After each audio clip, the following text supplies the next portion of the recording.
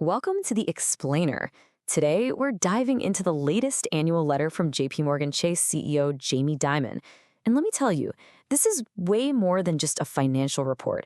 It's really a blueprint for how one of the most powerful banks in the world sees its role and America's role in a very uncertain future. It's interesting. Dimon doesn't kick things off with a number or a statistic. He starts with this powerful line from Rudyard Kipling, and it just perfectly frames the central theme here: resilience. It's all about navigating a world that feels like it's full of challenges with a steady, determined hand.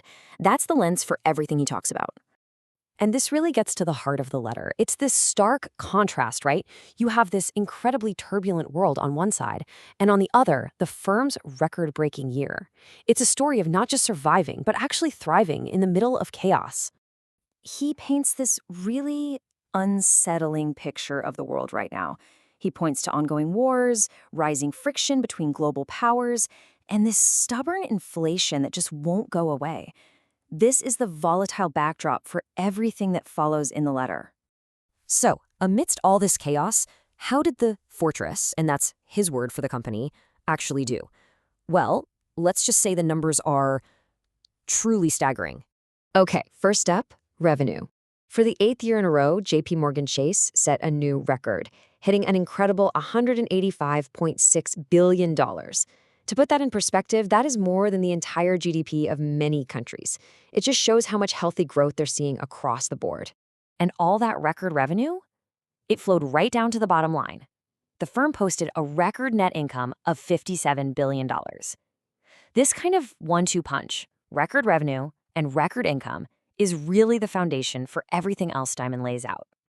And look, when you see the numbers laid out like this, you can tell 2025 wasn't just some lucky break. The firm has been building this sustained momentum for the last 3 years, even as the world has gotten more and more uncertain.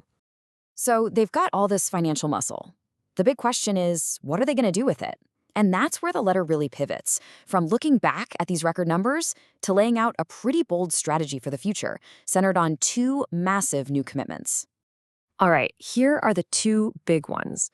On one hand, you've got the Security and Resiliency Initiative. This thing is colossal, a $1.5 trillion 10-year plan to invest in industries that are vital to national security. We're talking defense, infrastructure, technology, the whole shebang. Then, on the other hand, there's the American Dream Initiative, which is all about investing directly in local communities to expand opportunity. Let's dive a little deeper into that American Dream Initiative.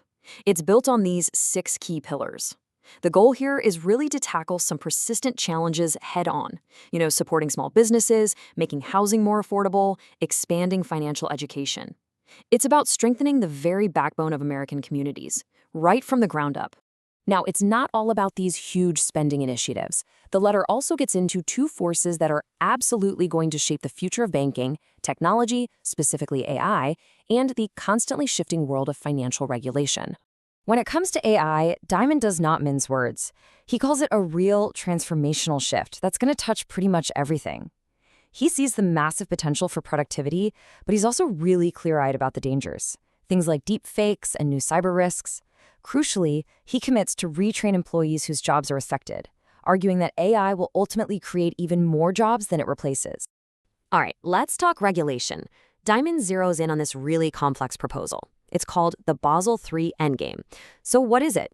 Basically, these are new rules that would force big banks like JPMorgan to hold a lot more capital in reserve as a kind of safety buffer. And that has huge implications for their ability to lend money and invest. And wow, he really does not hold back on this. He argues that these new capital requirements, especially this extra surcharge they get for being a globally, systemically important bank, are basically punishing the company for being successful and strong.